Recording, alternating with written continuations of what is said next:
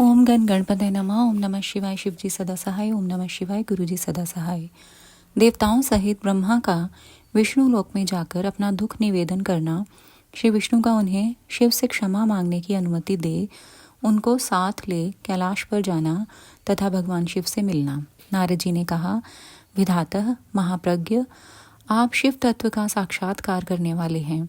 आपने ये बड़ी अद्भुत एवं रमणीय शिव लीला सुनाई है। तात वीरभद्र जब दक्ष के यज्ञ का विनाश करके कैलाश पर्वत पर चले गए तब क्या हुआ, यह हमें बताइए। ब्रह्मा जी बोले, नारद, रुद्रदेव के सैनिकों ने जिनके अंग भंग किए थे वे समस्त पराजित देवता और मुनि उस समय मेरे लोक में आए। वहां मुझ स्वयंभू को नमस्कार करके सबने बारंबार मेरा स्तवन किया, फिर अपने विशेष क्लेश को पूर्ण रूप से सुनाया। उसे सुनकर मैं पुत्र शोक से पीड़ित हो गया और अत्यंत व्याग्र हो व्यथित चित्त से बड़ी चिंता करने लगा। फिर मैंने भक्ति भाव से भगवान विष्णु का स्मरण किया। इससे मुझे समयोचित ज्ञान प्राप्त हुआ। तदनंतर देवताओं और मुनियों के साथ मैं विष्णु लोक में गया और वहाँ भगवान विष्णु को नमस्कार एवं नाना प्रकार के स्तोत्रों द्वारा उनकी स्तुति करके उनसे अपना दुख निवेदन किया।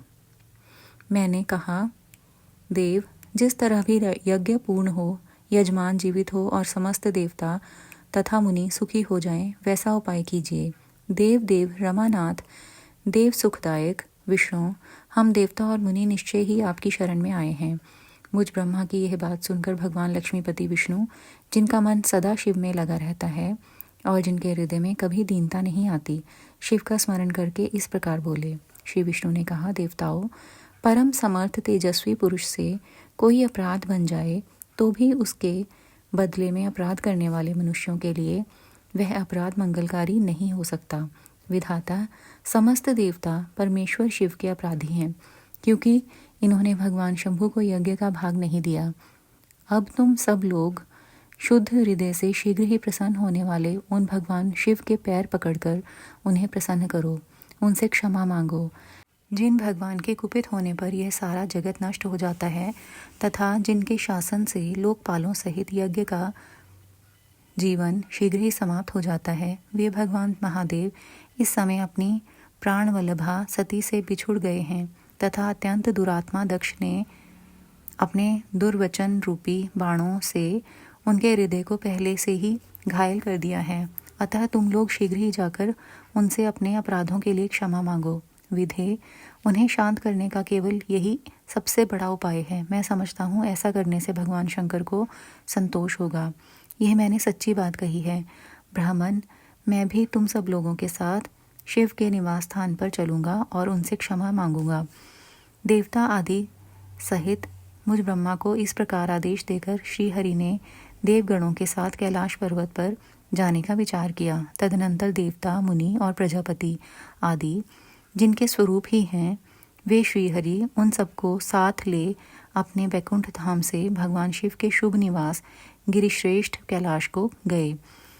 कैलाश भगवान शिव को सदा ही अत्यंत प्रिय है। मनुष्य से भिन्न किन्नर, अप्सराएं और योग सिद्ध महात्मा पुरुष उसका भली भांति सेवन करते हैं तथा वह पर्वत बहुत ही ऊंचा है।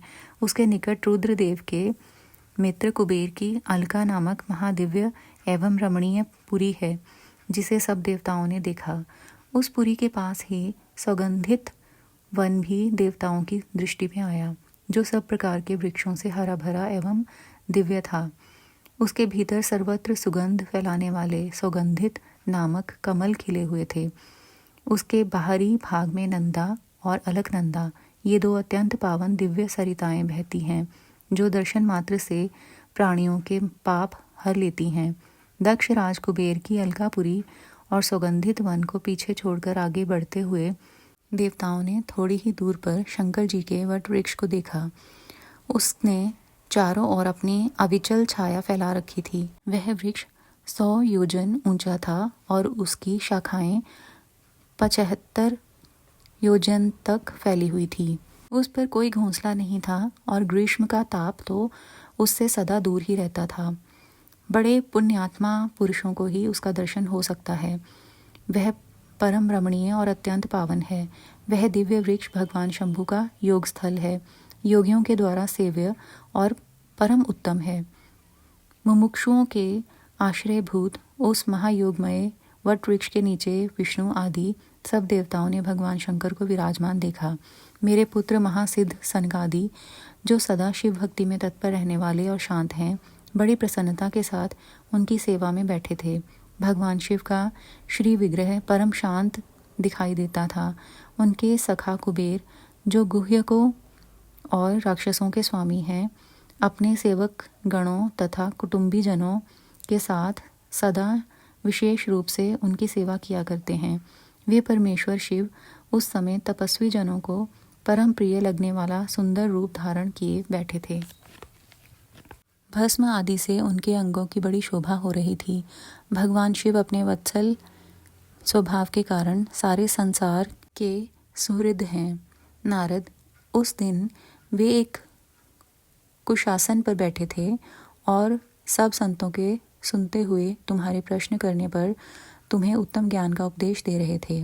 वे बायां चरण अपनी दाईं जांघ पर और बायां हाथ बाएं घुटने पर रखे कलाई में रुद्राक्ष की माला डाले सुंदर तर्क मुद्रा में विराजमान थे।